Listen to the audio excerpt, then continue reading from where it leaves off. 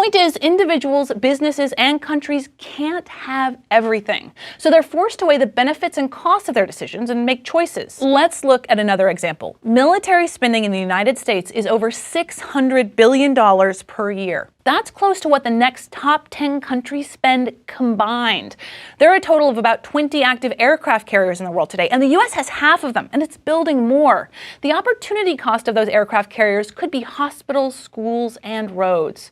So is the U.S. spending too much on the military? Should the U.S. focus on making guns or butter? That is, weapons or consumer goods? And notice the key word here is or. We can't produce an infinite amount of weapons and consumer goods because we don't have an infinite amount of workers and farms and factories and raw materials. Scarcity means we must make a choice. The American president Dwight D. Eisenhower explained this best in 1953 in a speech about Cold War military buildup. Every gun that is made, every warship launched, every rocket fired signifies, in the final sense, a theft from those who hunger and are not fed, those that are cold and are not clothed. This world in arms is not spending money alone. It's spending the sweat of its laborers, the genius of its scientists, the hopes of its children. And this is a good time to mention the role of politics in economics. We're not pushing some liberal anti-military policy here. We're just pointing out that military spending has an opportunity cost. The resources not being used for social services like feeding the hungry. We're going to try not to push a political agenda on you. We're going to show you both sides and let you decide which one's best. So please don't say Mr. Clifford loves capitalism, so he's just a pro-business conservative,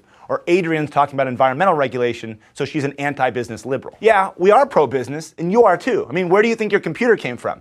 That computer was brought to you by capitalism and the private sector. But that being said, the security and laws, roads, and that traffic ticket you got the other day came from the government. Conservatives and liberals fight over the details, but the free market alone can't solve all of our problems. And the government can't solve all of them either. Government officials use economic theories to guide public policy, and their effects are widespread and affect billions of people.